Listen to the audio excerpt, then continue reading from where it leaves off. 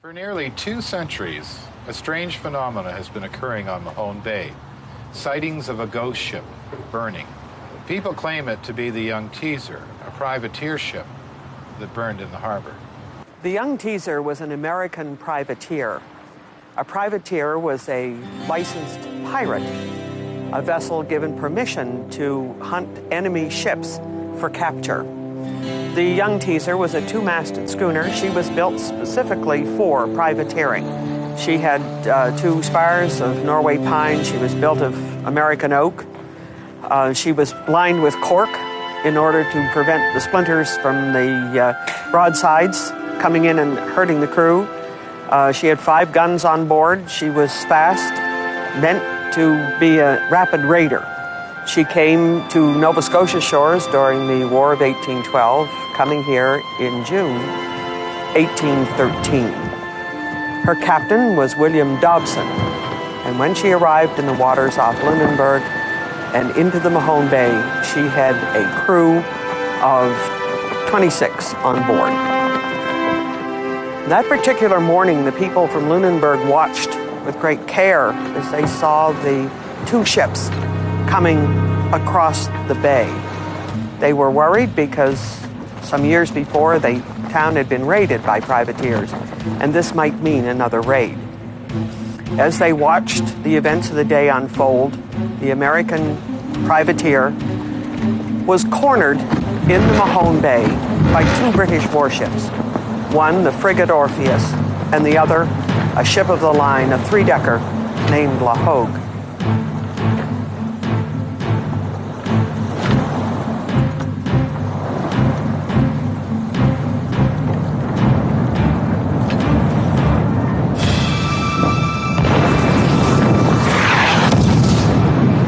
And Johnson gave his word that he would not again take up arms against the British. And if he were caught on the Young Teaser, then the punishment for him was hanging.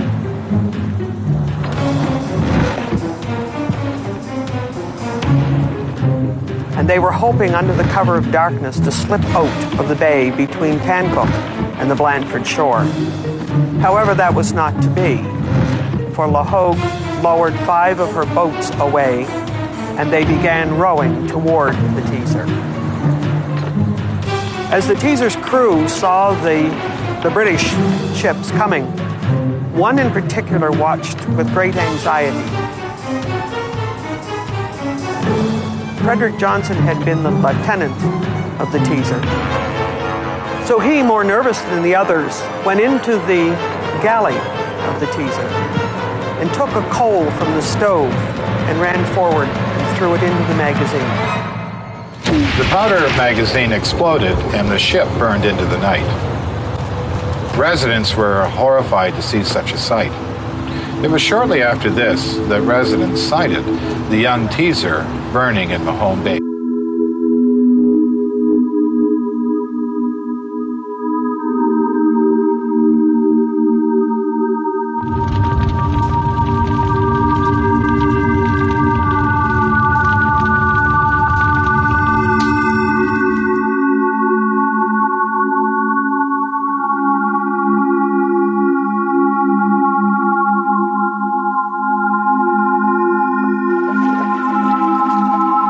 Rescue ships were launched. However, when they arrived on the scene, the Teaser was gone.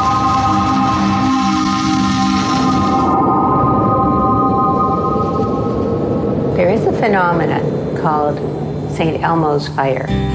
When there's electrically charged clouds, there can be what appears to be fire around the mast of a sailing ship. So that could certainly lead to these stories. And that's a natural event. The fact that there are fewer sightings now than there were in the past, I think is highly indicative that perhaps what people did see up till the 1930s could have been St. Elmo's fire, because they had tall-masted vessels up until about the 30s. Then after that, yachts and different kinds of fishing boats. Most people in that area know the story of the pirate ship, which certainly has an air of infamy and adventure, etc., could lead to these stories. When this ghost ship appears, people claim to see men standing on deck engulfed in flames. Could this be the crew of the young teaser? A group of men sentenced to death by a young lieutenant who wanted to avoid his own hanging? Many claim it to be the truth. What a selfish man, this young lieutenant, commander of this ship, knowing that his own life would be taken, and yet he decided that everyone would die if he was going to. No wonder the young teaser appears burning on the horizon and the crew standing engulfed in flames to this day. In 1939, my parents were walking along the western shore of the Mahone Bay and noticed a ship on fire on a June evening. They thought it was a pulp boat hauling pulpwood out of the mouth of the Gold River. And they stopped along with others and watched for 15 minutes or so. And some people prepared to launch a dory and row out to see if they could be of assistance.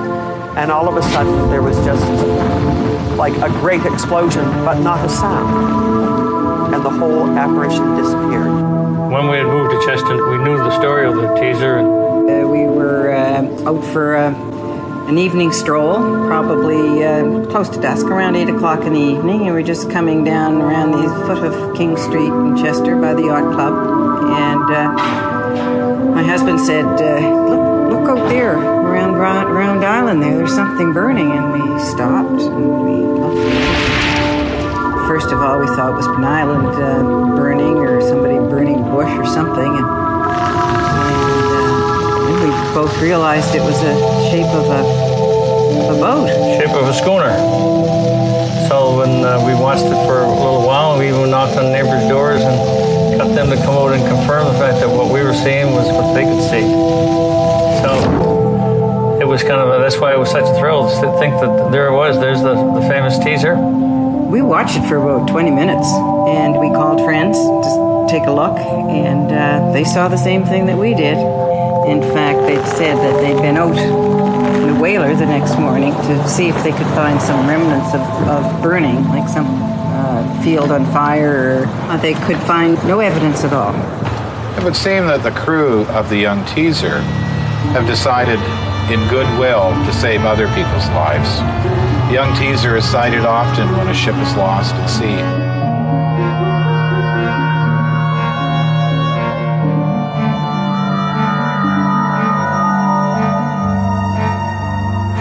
Lost ships follow this light to the safety of the shore.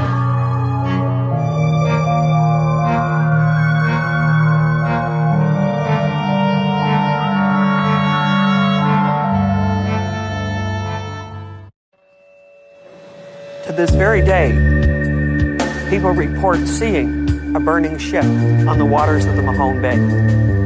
It flares and burns at a distance.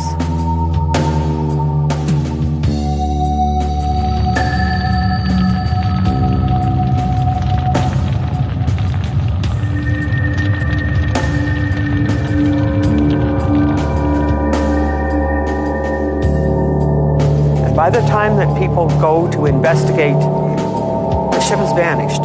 There's no evidence of fire anywhere. And they have seen the ghost of the American privateer, Young Teaser. The Young Teaser continues to be an enduring story in the hearts of those residents along Mahone Bay. Each year they build a replica of the Young Teaser, hold a celebration, and set the ship on fire. It's a story that is being kept alive and may continue for the next 200 years.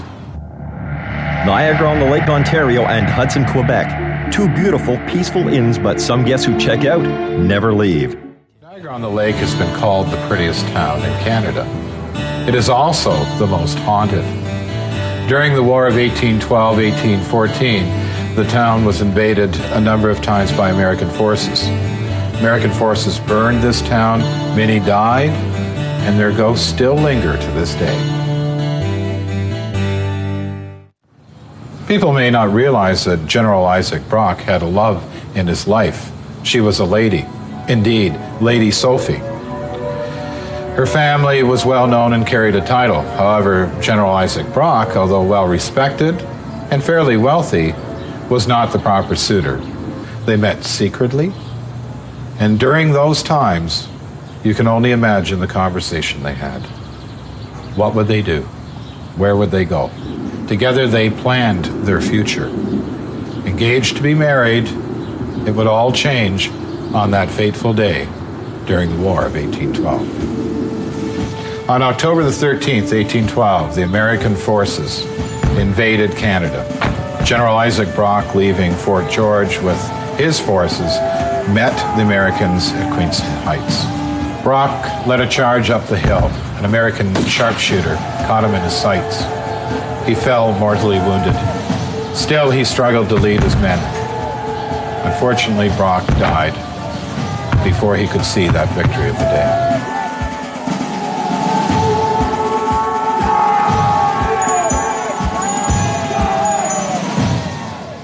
Lady Sophie was devastated by the news of General Brock. For the rest of her life, she lived in seclusion. She was never to marry or look at another man. General Isaac Brock was the man of her life and her dreams. Brockmore, where they had met and planned their life secretly, would be the last place on this earth that Lady Sophie would ever enjoy happiness. Each year, thousands of Canadians aspire to find some secluded, isolated destination to travel to. Everyone needs a little peace and tranquility in their lives.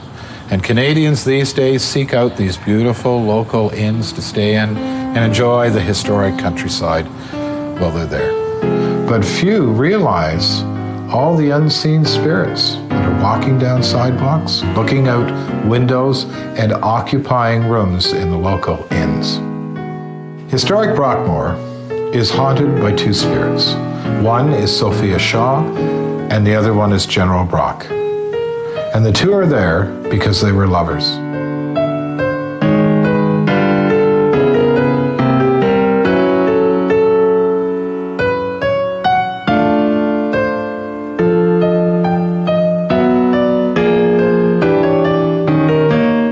This day, they are both still there, talking, walking, possibly strolling down the hallway together. The Brockmore legend is a great story for generating a ghost story because it's got passion in it, it's got romance, it's got sadness, the whole thing. Now, this occurs in an old house. Again, lots of opportunity for strange sounds, lots of opportunity for imaginations to play tricks on us. And so if you go there knowing that legend, and if you happen to be suggestible, and especially if you would like to believe that because of all the passion and sadness and so forth involved, it leaves your mind like a canvas to be painted on by your imagination. You know, the sounds and the images and so forth of this old house can easily be combined in the suggestive mind to be the sound of Isaac Brock or the sound of his girlfriend, or if you see a shadow walking across the rose garden, it's easy for our brains to interpret that as a person. And what person would it be? It would probably be one of those two, because you've already decided it's a ghost. So it's very easy for our brains to fill out all the details based on, number one, expectation, number two, suggestibility, number three, a few ambiguous stimuli, sounds, lights, and so forth around the premises. Other guests report hearing music coming from the top of the stairs. It's not uncommon as well to hear doors opening and closing at night and mumbled voices coming from the hallway. Some people go there looking for ghosts. Some people go there anxious that they might see one. They don't want to see one, but anxiety and expectation together make it more likely that you'll interpret ambiguous stimuli in terms of the stories that you've heard. So it's not surprising that of all the people that move through a town like that every year, thousands upon thousands upon thousands, some will, in fact, go away saying they saw or heard ghosts. Today, guests staying at Brockmore have several paranormal experiences there. For example, a spirit is seen, people feel a presence there. One female guest recently staying in Lady Sophie's suite felt as if she was being followed. She was awakened to find a figure standing at the end of the bed. It was a woman wearing a long gown with brown hair. And indeed, it was Lady Sophie, looking at her with disapproval.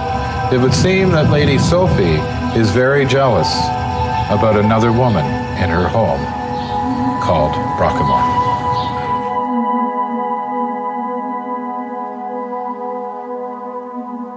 There's an interesting period of sleep. It's called hypnagogic sleep, which happens just between being awake and being deeply asleep, where in fact our brains can't tell the difference between what's in our imaginations and what's real outside. Our brain in that phase of sleep can't tell the difference between things it perceives from inside the brain and things that are outside the brain. It thinks it's awake. It's not fully awake. It's confusing reality and fantasy. It will seem to you the next morning as having been real. You'll remember having wakened up, having seen a ghost walking through your room or whatever, and it will just seem as real as anything that happened to you the day before. Your brain will not recognize it as having been a dream, having been this hypnagogic imagery. It would seem that Brockemore also has another ghostly figure appearing at night, and that would be Isaac Brock. People see him wearing a red uniform. Although he's fairly elusive, it's like a quick shadow that goes by out of the corner of your eye. Although Brock has been sighted alone in the dining room area or near Lady Sophie's suite, on occasion, and a rare occasion, they're seen together. If you see General Isaac Brock and Lady Sophie walking the halls at Brockemore, you might want to give them a little space. After all, they had so little when they were alive. And they really do deserve it, don't you think? People wishing to experience historic Lower Canada might want to go to the Willow Inn in Hudson, Quebec. Every detail of this historic inn is well preserved, including an original staff member named Maud. The spirit of Maud died a bloody death in this inn. It was the 1830s. She was a loyalist to the British government, and patriots were talking about an uprising. My name is Mike Doby. I'm the owner of the Willow Inn here in Hudson, Quebec, and have been since 1982 when I purchased the inn at that time. Maud Kirkbride was a servant here at the Willow when it was a boarding house, when it was owned by Francois Xavier Desjardins. Mr. Desjardins was a sympathizer with the Patriots who were about to start a rebellion in this part of the country. Maud was well aware that the owner of the inn leaned towards the Patriots, and in the basement was the answer: guns, ammunition. Maud felt compelled to report this owner to the government, and as a result, Maud put her life in jeopardy.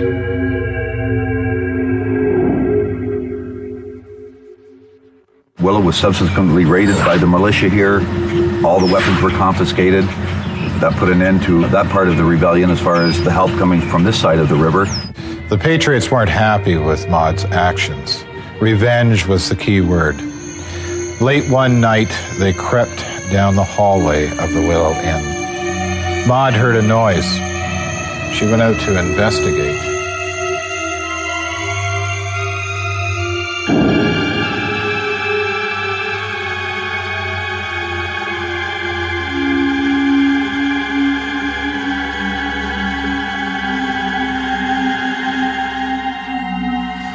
And then she was brutally stabbed to death by the Patriots.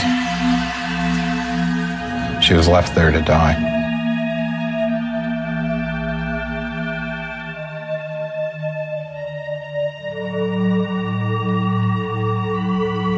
The murder was never solved, and no one was ever brought to justice for the murder.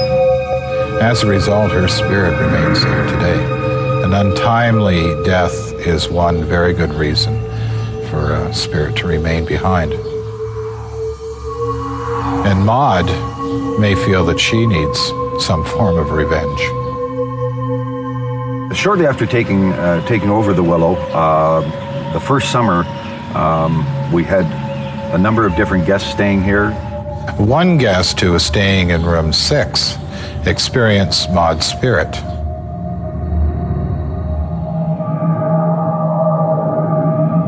She heard some noises out the door, and she also felt a presence in the room. And that was Maud. The woman decided to follow the noises in the hallway. As she entered the hallway, she felt a cold touch on her shoulder.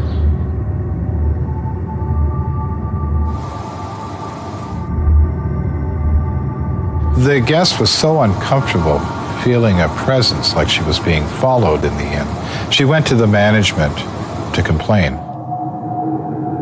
She was quite disturbed about it. She was even more disturbed when she was told the story about the ghost, which she wasn't previously aware of. She was quite angry. She wanted that information before she ever got booked into room 6.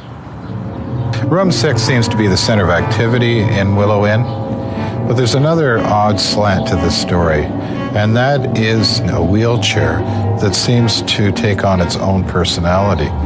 For a time during Maud's life, she was confined to this wheelchair. The wheelchair's been there since 1830. People sense a presence around this wheelchair. The wheelchair has been here forever.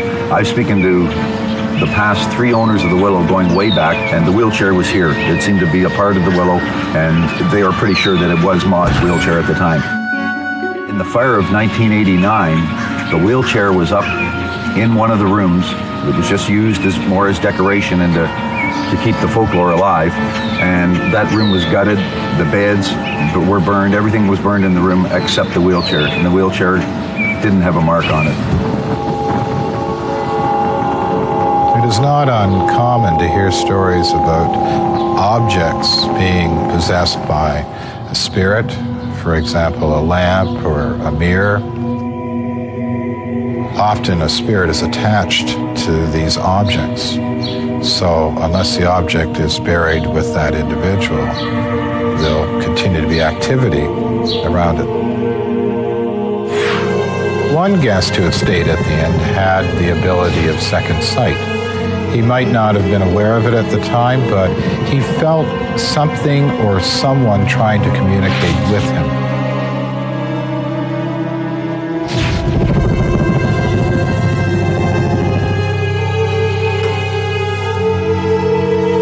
He was also booked into room 6.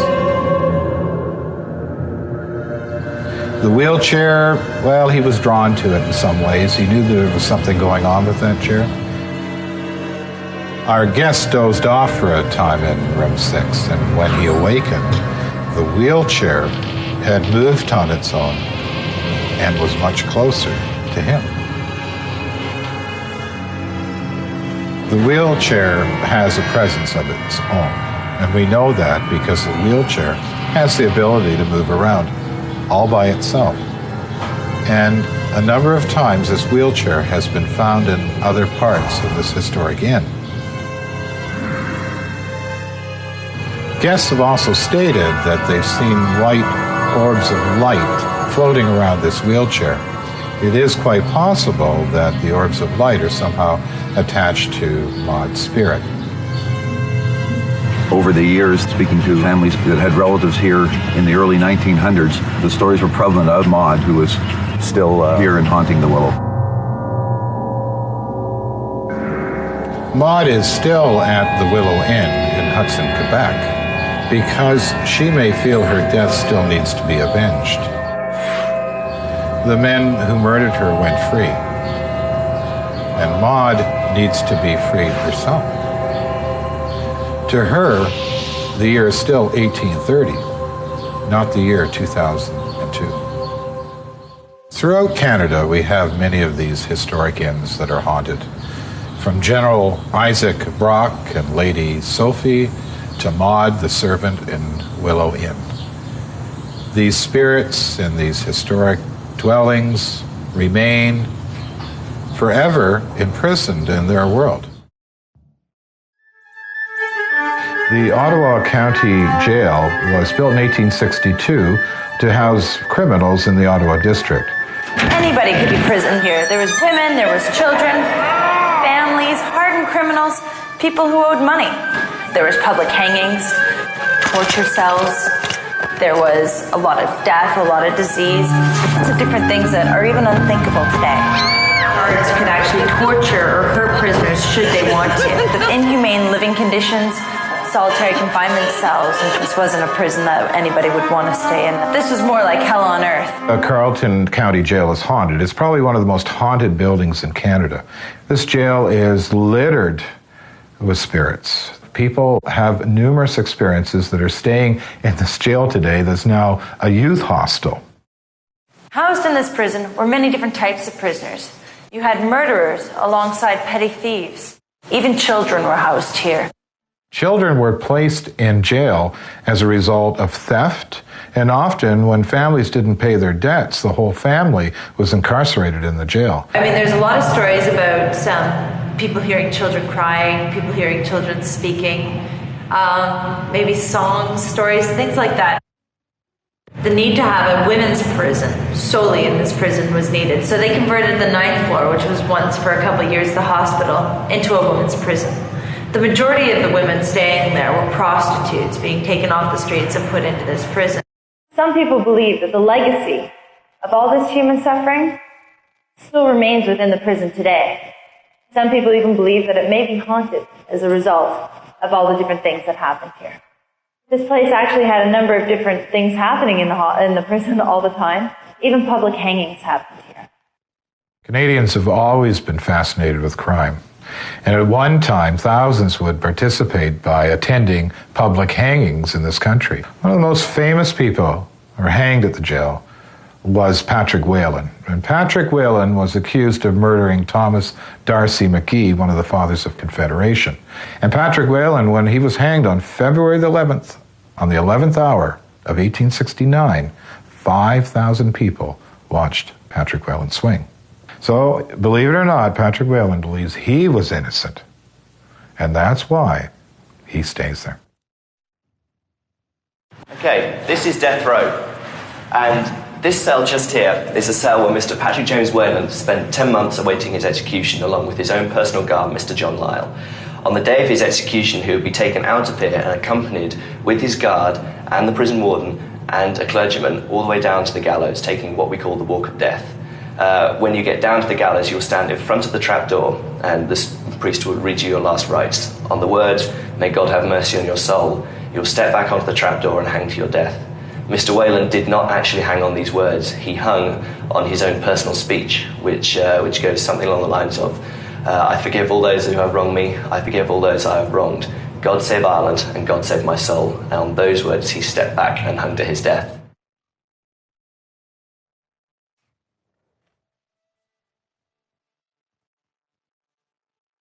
But we also have a number of sightings of Mr. Patrick James Whelan. People staying in here say they either had someone walk straight through the bars or open the door and come and talk to them. The description we take always matches that of Mr. Patrick James Whelan. The reason that Mr. Patrick James Whelan haunts the place, they say, is that firstly, the date he was hung. He was hung at 11 o'clock on the 11th of February, 1869. Superstition dictates that you are to be hung at the 13th hour of the 13th day of the month. Therefore, Whelan was 2 hours and 2 days too early. Such was their haste to get it over and done with. Secondly, he was buried with his noose around his neck, something that, again, superstition dictates is not to happen, as the noose is to be burnt. Thirdly, he's buried on prison property, which is now hostel property. And keep in mind, those that were hanged, they were not allowed to be buried in a holy cemetery. There has been stories that people say they see a figure in the cells. Some people say that they think it's another hostel or somebody staying here until he walks through the bars. And then they go, "Oh, what was that?" If I said to you, I saw a man, he had a big plumed hat on, big feathers sticking out the end, and he had a sword at his side, and he had funny little shoes, and you say, "Gosh, Christopher Columbus haunts this place," you describe Christopher Columbus. People would say, "Yeah, big hat with a..." I don't know what Christopher Columbus looked like. But all you need to do is mention a few things that would suit a person that you're looking for, and it will match. So what is the match for a prisoner who's hung there? What do you say? He's short, he's tall, he's got a mustache.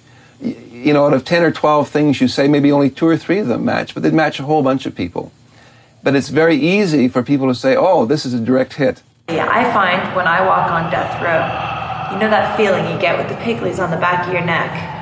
I always get that. People report having felt cold spots here. They say the cells are colder, some areas are colder. I find this whole floor to be a lot colder. The prison gets quite warm, but for some reason, death row is always much colder than the rest of the place. In 1862, I'm sure you can imagine that the medical field wasn't nearly as advanced, and disease inside of the prison was rampant. Epidemics flew through here like never before, and downstairs in the basement was the quarantine area. Funny enough, it's actually right next to the prison kitchen. It was in this area that anybody suffering from a disease that could be contagious was sent down. They were usually sent there to live out their final days before dying of whatever disease they had. When they built the bridge next door to the hostel, they actually found mass burial sites. Hundreds of people thrown into a pit. It was believed, or it was said, people from the prison, anybody who died here, they might be just wrapped in a blanket and thrown into this pit. One of the reasons that they think the hauntings occur here is actually because of these mass burial sites out in the back courtyard. The injustice of it all to so many people. Next door to the hostel, there's a courthouse. And it was in that courthouse that prisoners would have been sentenced to whatever they were sentenced to. They'd be brought underground and up by the solitary confinement cells. This was done on purpose. The prison was designed so that anybody entering the prison would have to see the kind of torture that other prisoners endured. It was a warning sign. You misbehave, you'll end up in the solitary confinement cells. They have an area in the jail they called the Hole, and this is where prisoners would be taken for 6 months at a time. And even when you tour the Hole to this day, you can see little etchings on the floor where they had grabbed something in order to make a mark on the floor of the prisoners. And many of them died in the Hole. And to go into the Hole yourself today is quite an eerie experience. Downstairs near the solitary confinement cell, I know that I almost always feel that there's somebody always behind me. And I do quick looks behind me to see who's there, and there's never anybody there. Other people say that they've seen people, that they've heard footsteps. That whole area downstairs, people have said they hear screams, that they hear crying, anything like that, doors being slammed. All sorts of crazy things happen down there. I don't think a particular age group, such as older teenagers, would be any more susceptible than adults. Of course, younger teenagers and children are much more susceptible to their imaginations and to suggestibility. But if you take the group that's going through the Ottawa Youth Hostel, they're probably, most of them are late teens. Now, they may be more susceptible not because of their age, but because of their outlook on the world. Many people who stay in youth hostels are trying to seek adventure and opening all kinds of doors to different belief systems. And that may make them more susceptible. They may be more rejecting of sort of the conservative approach to the world, that everything can be explained normally, and they're interested in finding all kinds of new levels of meaning. So that may make them more prone to experience ghosts by misinterpretation of normal things around them. Well, there's a back stairway in the jail that's connected to the governor's house.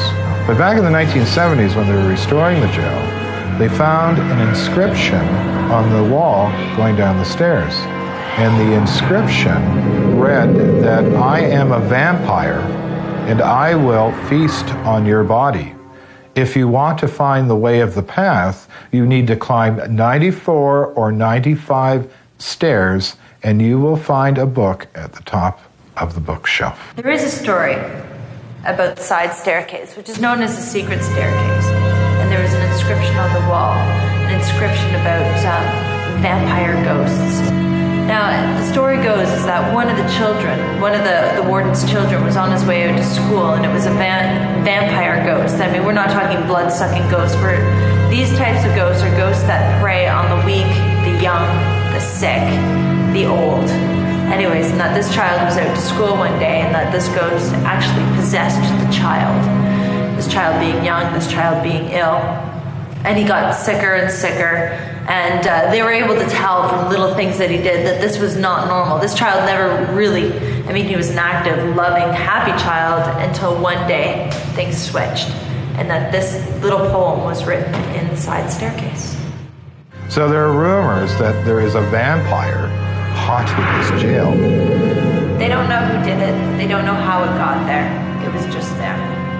For anyone wishing to have an experience seeing a spirit, the Ottawa Carleton Jail is a place to stay.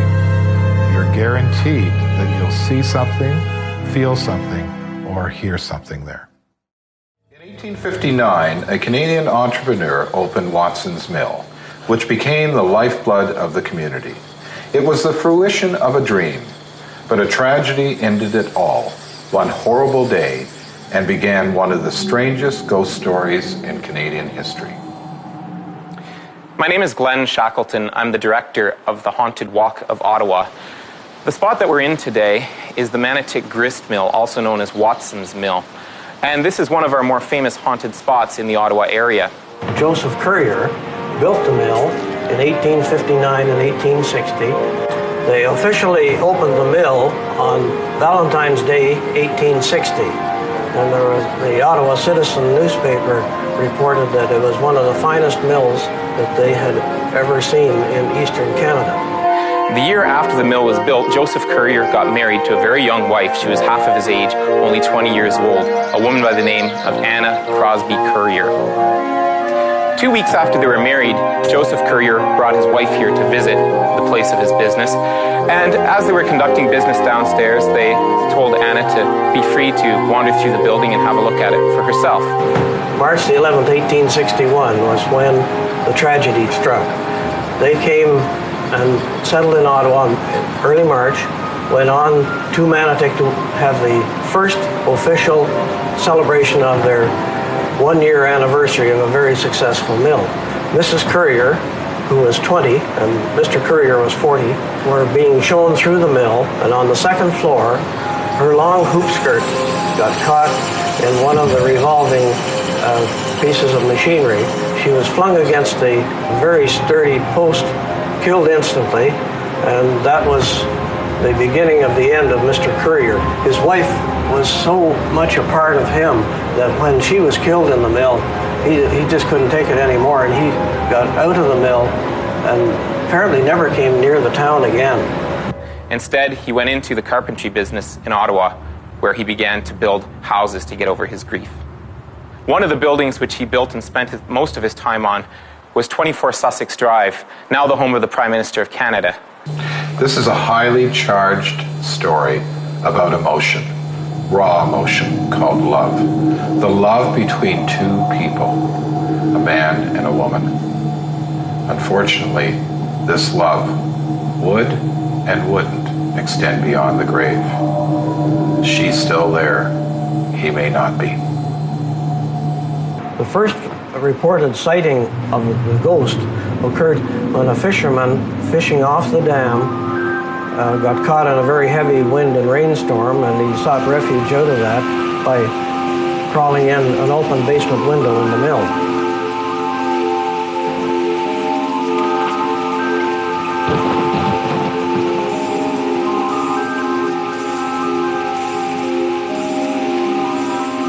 Was sleeping on the first floor.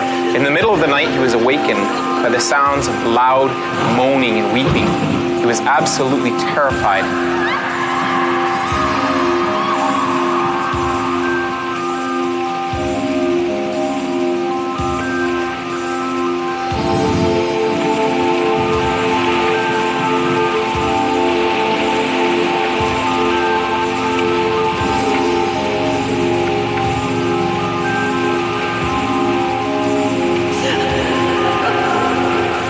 But he spent the entire night huddled in fear on the first floor.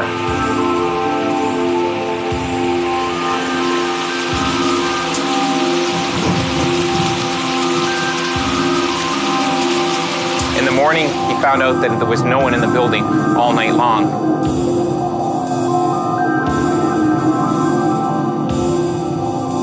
He could have only heard the ghost of Anne Currier.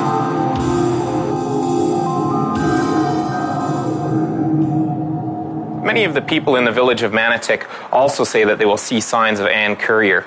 They see her moving from window to window, looking down upon them. As well, some local children who have been by the museum at night say that they will see a woman dressed in period clothing who stares down from the window on the second floor, down towards them, looking very sad. Sounds occasionally are heard coming from the third floor as well, not only by the staff who work here in the museum, but also by people who happen to be walking by the museum at night. They say they will hear sometimes the sound of crying or sobbing. At other times they will hear a mournful wailing or other sounds of that nature. There has never been any explanation for these sounds, as the museum is closed at night, and on many of these occasions it was certain that there was no one here. Everyone that comes in knows the story of the dead bride and of the mill. And there's a lot of moving equipment that makes noises. There's a lot of sounds that come from the moving water. And a building like that would be creaking all the time. So obviously it has a bit of an eerie feeling. But sometimes when a dramatic death occurs and there's a lot of grief, that it's almost as if a building picks up all these vibrations, the same as a record picks up the vibrations of the singers. In a way, it's almost as if someone who is a receiver and highly open to the psychic comes into a place where a traumatic event occurred. They become almost like the needle and have the thing go around again and happen. It's not necessarily that there's a ghost living in the place. It's just that perhaps the event was seeped and recorded into the walls. Some psychics claim that there are male presences as well here in the mill, and that Anne Currier is not the only ghost at Watson's Mill. They say that there are several male presences right here on the third floor. They say that these are hostile, malevolent spirits. Many people will hear banging or footsteps, and staff here at the museum also find that heavy equipment has been moved around in the attic when they're absolutely certain the building has been empty. Perhaps these male spirits are the souls of lost workers here at the mill who are trapped still here in the attic. Work in those days, of course, in a mill of this sort would have been very dangerous. It's extremely likely that many would have lost their lives in the process of working here in the mill.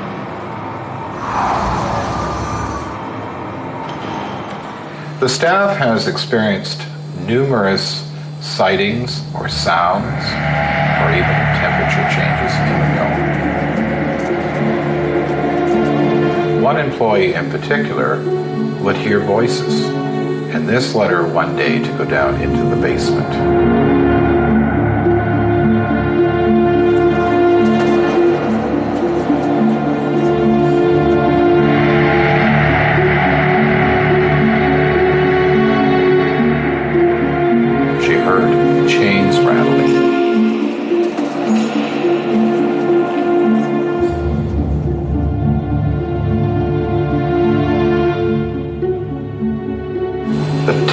Dropped, and she fled, rarely to go down there again.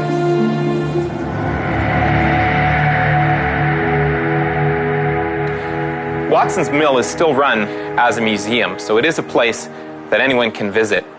It has a terrific ghost story and quite an interesting history, and is well worth a stop. Watson's Mill remains the same as it did the day Anne died. Love has kept Anne chained to the place she died. Anna still awaits the day of freedom to join her husband. And perhaps one day she may.